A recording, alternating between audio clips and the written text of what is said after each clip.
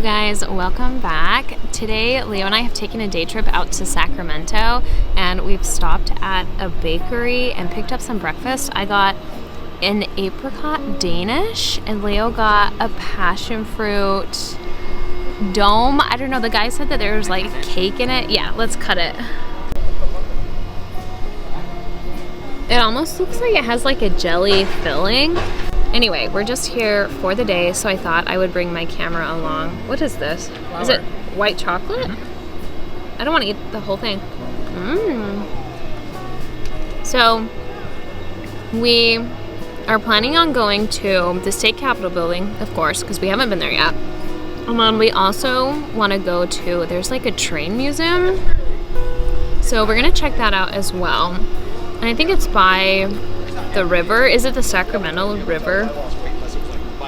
I don't know. I think it's called the Sacramento River. So yeah, we thought we would just kind of wander around and see what we get up to today.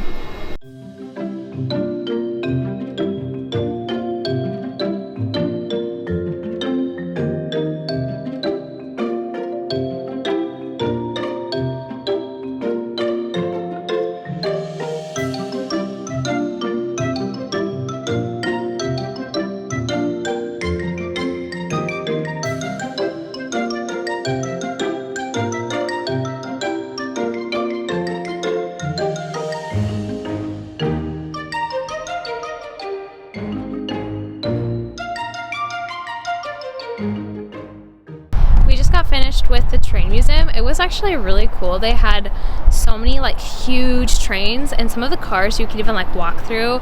They had like a dining room you could walk through. You could see like the kitchen. You could also see like the sleeper train, so the seats would like turn into little mini beds. And I cannot imagine trying to sleep on a train like that for like days traveling across the country, but it was really cool. So now we're just gonna walk along the waterfront. There's like a nice little trail, I think.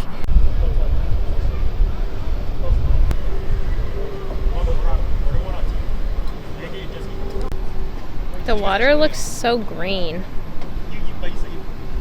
Why is it green? Algae. Really? Maybe. That's not algae. What is that? I don't know. Water looks very dirty. Probably not for swimming in. Okay, where should we go next? Anywhere. Anywhere. You can walk around. I like your sunglasses. Can I get your number? You have a lot more than my number, sir. Ma'am? Ma'am? Ma'am? Oh, it's so hot. It's probably like at least 90 degrees, wouldn't you say? Cooking. Maybe, you know what? Maybe we'll find like a bookstore. I think that was like on the list of things. There's like a 3-story bookstore that's supposed to be pretty cool. Oh, where is it? I don't know. I'd have to look on the map. We'll check on my phone.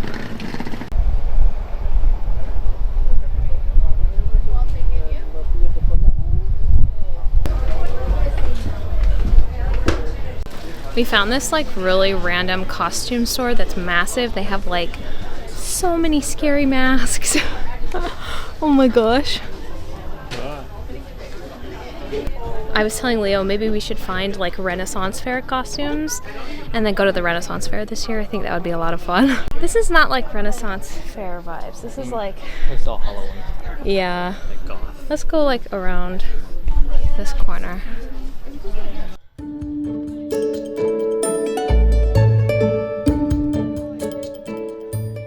We found this candy shop with just barrels and barrels and barrels of like every candy you could ever imagine. And they're like old candies too. Chica sticks and bit of honey, like stuff that's been around for a while.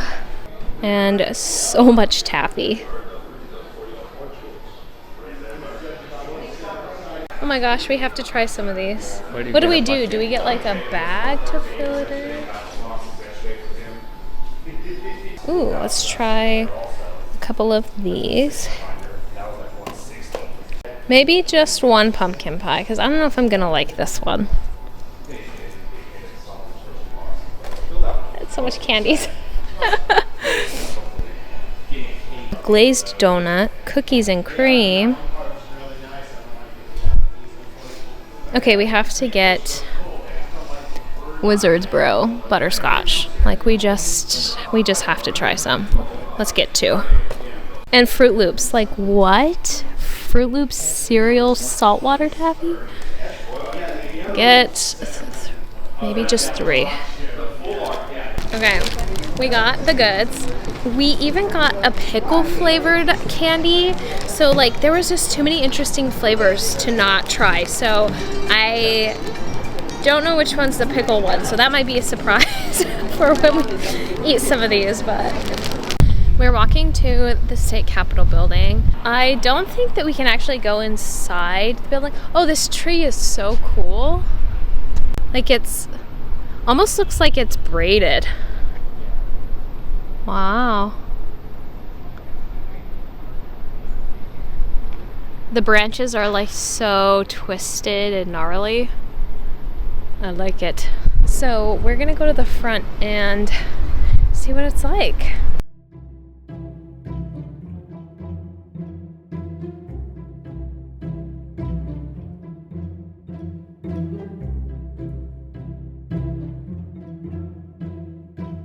So we peeked inside the windows, and maybe I'm just biased, but I actually think the Utah State Capitol is cooler than the California State Capitol. And the Utah one, you can like just walk inside and look through a lot of the rooms, and you couldn't with this one. So because it's open Monday through Friday. Yeah, it is the weekend, but I swear like it's open on the weekend in Utah, right? I think it is. But maybe I'm just biased. It's still pretty though. It's still cool. I'm glad we were able to come because I told Leo we took lots of pictures and I was like, we're probably never gonna come here again, so we need to like document that we've been here. The power center of the state, the throne. Uh-huh. I think we're gonna walk about like a block over to a bookstore because we can't go on a day trip without visiting at least one bookstore. So we're gonna go to a bookstore. Get something with ice in it. Yeah, do you want a drink? Sure. You want to stop at Starbucks? There's a Starbucks right across the street. Okay. There's a Cafe Connect. Honestly, like the Starbucks refresher sound really good. It's got ice in it. Yeah, it is so hot. I am sweating, but that's okay. Because we were by the river, it was just humid enough that like my hair's gone all frizzy and I've kind of lost my curls, but why are there so many bees here? They're not bees, they're like wasps. Okay, let's stop at Starbucks and get a cold drink.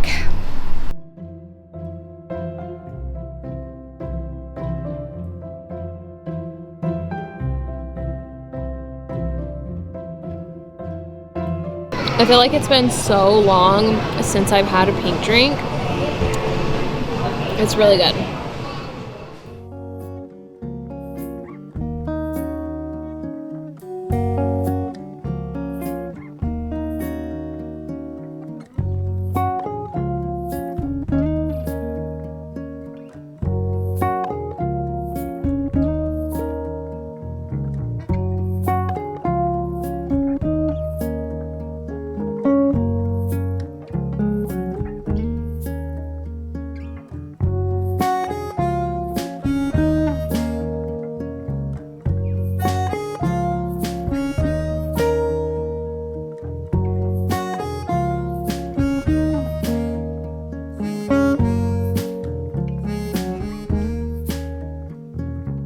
The top floor of this bookstore is literally just like Bookstagram and Book Talk in a bookstore form.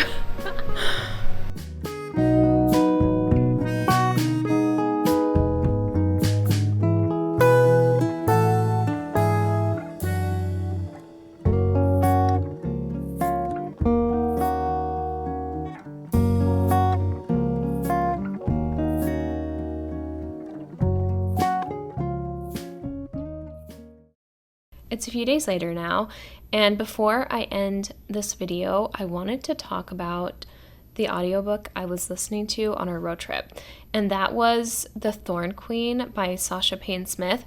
I read The Rose Bargain last year, and I really, really loved it. And I had high hopes for the sequel, but unfortunately, I just feel like it fell a little short. And one of those reasons is that I felt like it was really scattered. Like it had the potential, and there were all of these really interesting like subplots and themes and things going on, but we didn't get to like dive into any of those things. It all felt very fast and a little bit rushed. We're going to talk about spoilers. So if you haven't read The Thorn Queen and you're planning to, just stop watching. Just close the video out because there's a few things I want to talk about. So you've had your fair warning and you've had your time to leave. The first thing I want to talk about is Lydia and Rion's relationship. I really wanted to learn more about that. Rion is like supposedly head over heels in love with Lydia and would like do anything to the point where he would be willing to kill his best friend for her. And we just don't really see why. Like, we didn't really get to see their relationship at all. I was hoping that maybe this would be a series. I didn't realize it was only going to be a duology. And so while I was reading, I was like, okay, maybe in like the next book, we'll get to see more of their relationship. We'll get to hear a little bit more about their backstory. But it is a duology, and I'm pretty sure it's all wrapped up and finished. So I just have so many questions about Lydia and Rion. Like, I want to know what happens to them. And I really hope that there's like another book or like a side series about them because there's like so much there that I want to know. The second thing I want to talk about is Emmett's marriage to Thalia. And I was like, okay, there's got to be a reason like Emmett is acting this way. Like, why is he being so like standoffish? Why is he putting so much distance between them? And about 75% through the book, you find out that it's because he's actually married. And he did not tell Ivy. And the person he married, Lady Thalia, is like a horrible person, or like fae. And he essentially married her to protect Lydia. And Ivy has been very jealous of Emmett and Lydia's relationship, like the whole book. And like they were stuck in the other world for 2 years together. So like they've been through a lot together. Ivy is very upset that he did not tell her that he got married. And I feel like that is justifiable. Like that, I would be upset about that too. And not the fact that he's married, but the fact that like he never told her about it. So one chapter, Ivy is fuming mad at Emmett. And Lydia ends up bringing her a bunch of letters that Emmett had written to her that he couldn't send during that 2-year period of time. And Ivy reads a few of those letters, and then in the next chapter, she's like, just kidding, let's do this. Let's like work through this together. Let's annul both of our marriages because she's actually married to King Bram. It just felt like a hot mess to me. Like, I felt like in order to untangle this web, we needed more than one book to do so.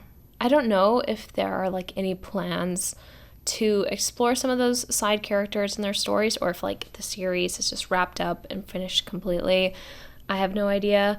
I feel like this definitely fit into like the curse of duology fantasy, where there's like too many elements and things that were tried to fit into one book, when I feel like it should have been like a multi-book series.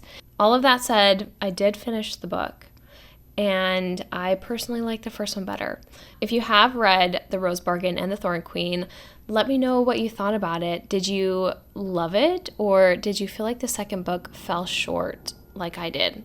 I'm very curious to know. So let me know, and thank you so much for watching. Thanks for coming with us to Sacramento. It was such a fun day trip, and I will see you guys again very soon.